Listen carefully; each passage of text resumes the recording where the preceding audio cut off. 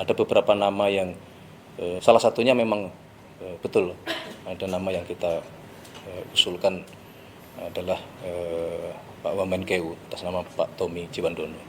Kan tukar B juga pemerintah. Makanya saya bingung. Kalau Yuda Agung masuk ke saya, jangan orang Pak Ferry mau menekan saya di dalam. Enggak, itu satu exchange yang pertukaran yang saya pikir seimbang. Kalau independensi nggak ada hubungan, kecuali nanti pada waktu ambil keputusan ada intervensi langsung dari pemerintah. Presiden Prabowo Subianto kini mulai terlihat lebih aktif mencengkramkan pengaruhnya di sektor moneter dan fiskal Indonesia. Kali ini manuvernya bikin heboh, mengusulkan keponakannya sendiri, Thomas Djiwandono, sebagai Deputi Gubernur Bank Indonesia, BI. Ini jelas bukan hal biasa dan berpotensi mengubah wajah kebijakan ekonomi nasional. Jadi begini alurnya. Posisi Deputi Gubernur BI yang lowong karena Juda Agung mengundurkan diri lebih cepat dari masa jabatannya, kini diisi lewat usulan 3 nama dari istana. Salah satunya adalah Thomas Djiwandono, yang selama ini menjabat sebagai Wakil Menteri Keuangan. Nah, yang bikin ramai adalah fakta bahwa Thomas bukan sosok asing bagi Presiden. Dia merupakan keponakan Prabowo Subianto. Tak hanya itu, kabarnya posisi Thomas di Kemenkeu bakal digeser ke BI, sementara Juda Agung akan menggantikan Thomas sebagai Wakil Menteri Keuangan.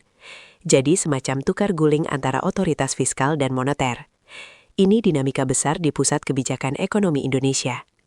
Siapa sebenarnya Thomas Djiwandono? Thomas memiliki nama lengkap Thomas Aquinas Mulyatna Djiwandono. Lahir di Jakarta, 7 Mei 1972.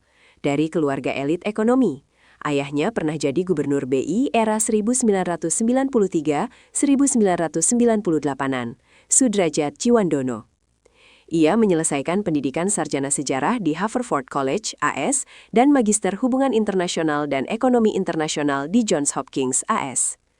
Thomas memulai karirnya sebagai jurnalis magang di majalah Tempo pada tahun 1993. Pada tahun 1994, ia bergabung dengan Indonesia Business Weekly sebagai jurnalis. Antara tahun 1996 dan 1999, Thomas melanjutkan karirnya sebagai analis keuangan di NatWest Market, Jakarta. Ia bekerja sebagai konsultan di Castle Asia dari tahun 1999 hingga 2000. Pada tahun 2004, Thomas bergabung dengan Komeksindo Internasional, di mana ia menjabat sebagai Direktur Pengembangan Bisnis 2004-2008, Wakil CEO 2008-2009, dan CEO dari tahun 2010 hingga 2024. Ia juga menjabat sebagai Wakil CEO Arsari Group dari tahun 2011 hingga 2024. Sejak tahun 2008, Thomas menjabat sebagai Bendahara Umum Partai Gerindra. Berdasarkan keputusan Presiden nomor 45/M tahun 2024, Presiden Republik Indonesia ke-7, Joko Widodo, menunjuk Thomas A.M. Djiwandono sebagai Wakil Menteri Keuangan dalam Kabinet Indonesia Maju pada tanggal 18 Juli 2024. Setelah masa jabatan Presiden Joko Widodo berakhir, Thomas diangkat kembali sebagai Wakil Menteri Keuangan pada tanggal 21 Oktober 2024 di bawah Kabinet Merah Putih oleh Presiden Prabowo Subianto dan Wakil Presiden Gibran Rakabuming Raka. Jadi, rekam jejak Thomas memang mencakup pengalaman publik dan bisnis, tapi bukan jebolan internal BI. Ini jadi salah satu titik kritik yang muncul. Kalau Thomas resmi jadi Deputi Gubernur BI, ini bukan sekadar pergantian kursi. Posisi itu punya suara dalam menentukan suku bunga, inflasi, hingga stabilitas nilai tukar. Investor global dan pelaku pasar akan menyimak karena independensi BI selama ini dianggap kunci kestabilan ekonomi. Beberapa ekonom sudah memberi alarm resiko. Mereka khawatir langkah ini bisa dilihat sebagai intervensi fiskal ke moneter yang bisa melemahkan kepercayaan terhadap BI sebagai otoritas independen. Ada kekhawatiran pula ini bisa membuat nilai rupiah makin rentan gejolak. Kalau independensi BI goyah, keputusan suku bunga atau kebijakan moneter bisa dipandang lebih sebagai instrumen politik daripada instrumen stabilitas ekonomi.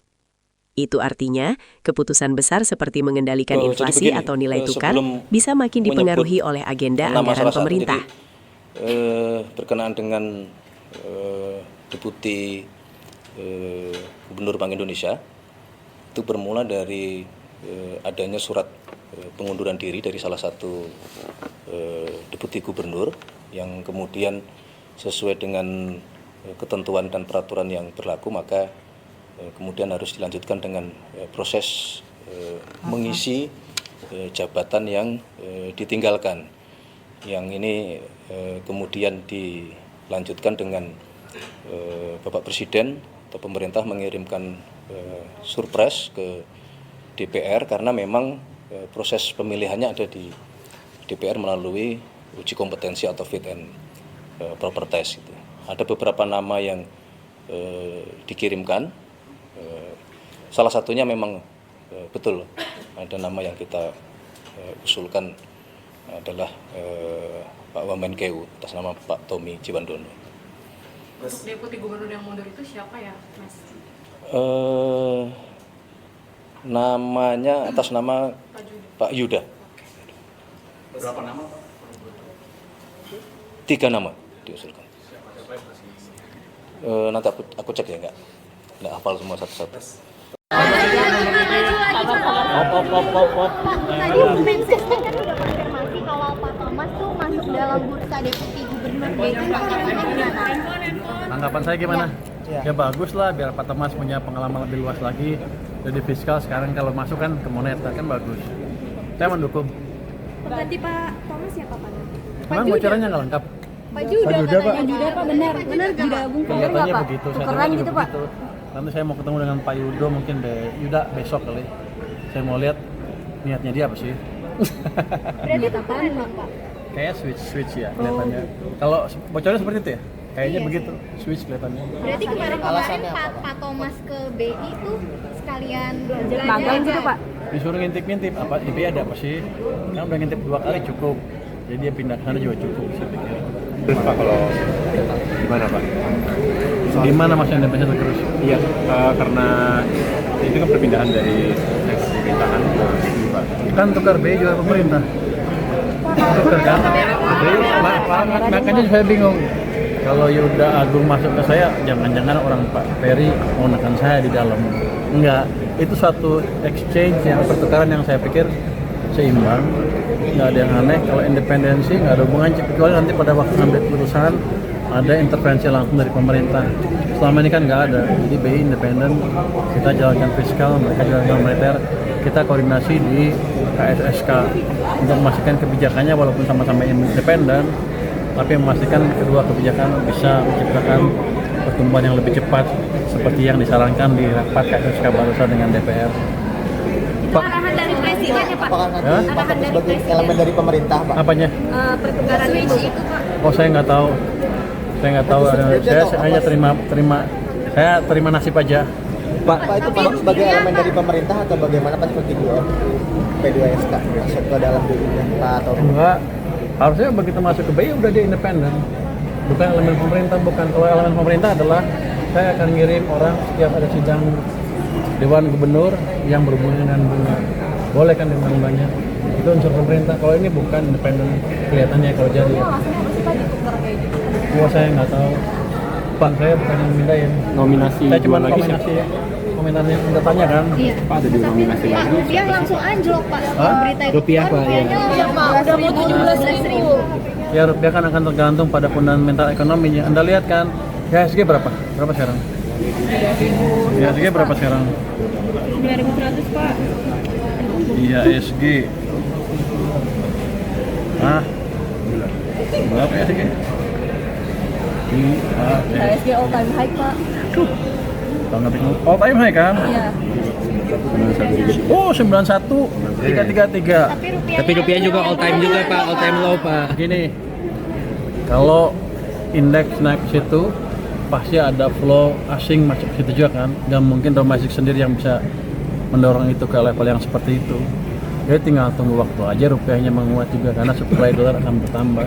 Jadi ini mungkin sebagian spekulasi ketika Thomas akan ke sana. Wah, orang spekulasi dia akan apa? Independensinya hilang. Saya pikir nggak akan begitu. Nanti kalau begitu insaf juga langsung menguat lagi rupiah karena fondasi ekonominya kita akan jaga supaya semakin membaik ke depan. Pertumbuhan ekonomi akan semakin cepat. menjaga fondasi ekonominya gimana? Yang pertama berdoa. Pak, Lo nggak mau dengerin? Pak mau Pertama kita pastikan likuiditas di sistem finansial cukup. BI dan kita dan keuangan sudah setuju untuk menjaga itu bersama. Yang kedua, saya pastikan program belanja pemerintah dibelanjanya cepat di awal tahun Mei. Terus kalau likuiditas sistem di sistem cukup kan biasanya recycling jalan kan. Habis itu kami akan perbaiki investasi dengan debottlenecking. Harusnya ini rapat 2 kasus tapi karena sidang DPR ditunda besok kayaknya. Jadi kita akan perbaiki semuanya, kita akan perbaiki sisi supply, sisi demand, ekonomi inflasi, kebijakan moneter, kebijakan fiskal, dua sektor semuanya kita jalankan. 6% nggak terlalu sulit. Bukan kemarin saya bilang kan dalam setahun. Hal ini 6% bisa, karena ekonomi itu responnya cenderung agak lambat terhadap stimulus beberapa bulan. Kalau saya injak sekarang ke sistem mungkin 4 bulan baru respon. Tapi kalau Anda lihat gelombang pertama sudah kelihatan Januari lebih bergairah dengan tahun sebelumnya kan. IHSG naik itu bukan karena pemain pasar bodoh, mereka itu orang-orang pintar. Mereka melihat prospek ekonomi ke depan seperti apa, mereka nilai kebijakan kita seperti apa, kemudian mereka tentukan posisi berdasarkan itu. Jadi asing sudah masuk sini 3 bulan terakhir kan modal asing inflow-nya positif.